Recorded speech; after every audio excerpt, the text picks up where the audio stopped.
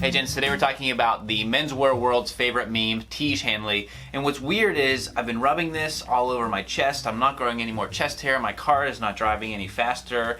I don't know, some of these comments on these channels don't really add up to actuality. I'm kidding. I have been trying out a few different skin regimens. Tiege Hanley is one of them, and actually that's why you can see this morning I got a little bit more sheen than usual, and so I'm testing out Tiege Hanley. But I wanted today to talk about the reason or my thoughts on why Tiege Hanley is a subscription only service. If you want to buy this, you have to sign up for the $25, $35, whatever it is per month in order to get them. And I'd say the baseline for this video, go check out, I just did why the rise of subscription companies is happening right now. You've got tons of companies like Stitch Fix, Bombfell, Gentleman's Box, Espresso Box, Birchbox. You've got tons of companies that are delivering great clothing to men every month, and I talk about the reasons and the underlying business models as to why that happens. I think you need that as to understand why Tiege Hanley might be a subscription, but I also just want to talk about it from a business standpoint and give some context to the reason that Aaron and the other founders would have gone with this model versus putting it into Target stores. Tiege Hanley, as you know, a skin regimen for guys. They say uncomplicated skincare for men. Aaron Marino is one of the co-founders, and then there's like a dude with a bag on his head they call the chemist.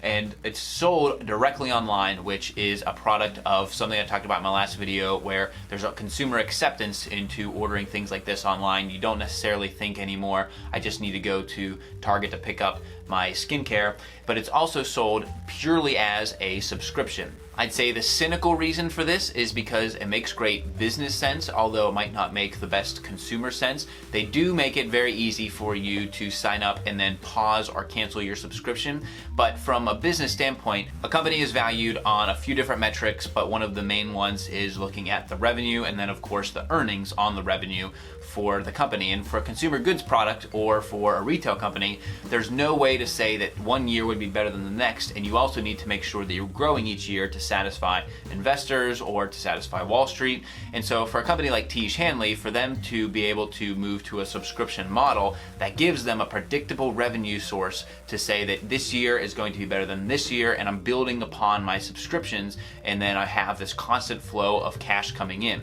Now for a company like a consumer goods product company, if a company does $1 million in revenue, which is a nice size, it's a nice small size for a lifestyle business, but they don't have subscriptions, there's no way for them to say that next year they will also do $1 million, and then that creates a lower multiple of earnings that the company would either be able to sell for or raise money on.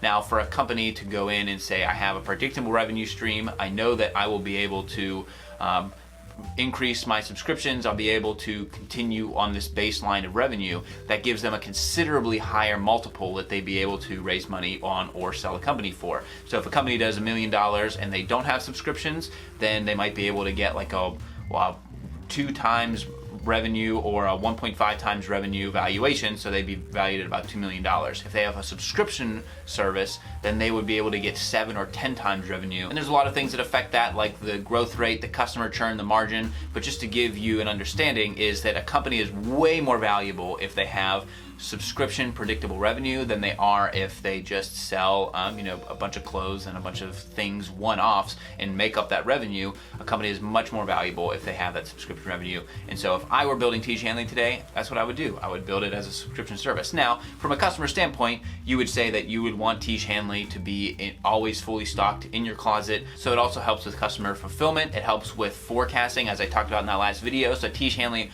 pretty much knows exactly how much to make. If they were trying to sell through Target or through much larger channels, they would have to try and guess, and then you have over inventory, you have under inventory, you can't fulfill orders. And so it does work out from a customer and a business standpoint, but then there's also the way to look at it to say that you would want Tiege Hanley to be so good you would just automatically come back and order it anyway, or even offer some sort of free trial so that people can get on board and understand it, instead of having to directly sign up for that $35 a month, which ends up working out to be what, $400 a year if you don't skip anything. And so that's a pretty nice business if you've got several thousand guys signed up for it. There you have it, gents. Wanted to do something quick. If I were to put money on why is Tiege Hanley a subscription service, I would say absolutely it is because the higher multiple of earnings that you'd be able to get as a subscription company. There are definitely benefits on both sides, from the business model and the consumer, but to me, if if I'm building Tiege Hanley, I want to earn the most money that I can off of building this company, and the way to do that is to have a predictable subscription revenue. As I get a few more weeks into Tiege Hanley, I'll be looking to do a video update on there. They say it's uncomplicated, but there's like 5 bottles thing, AM, PM, scrub, daily wash, and the eyes thing. So I don't know. We'll see. I'm into it right now. If you guys have any experience with it, let me know, because one of the best things about this channel is the wisdom of crowds. And so if you guys have other skincare regimens that you do, or if you guys have had experience with Tiege Hanley versus something else, let me know, because I'm genuinely curious. Comments below as always, Twitter, Instagram, everything else. Always looking forward to that discussion. Until next time, gents, this is the Kavalier.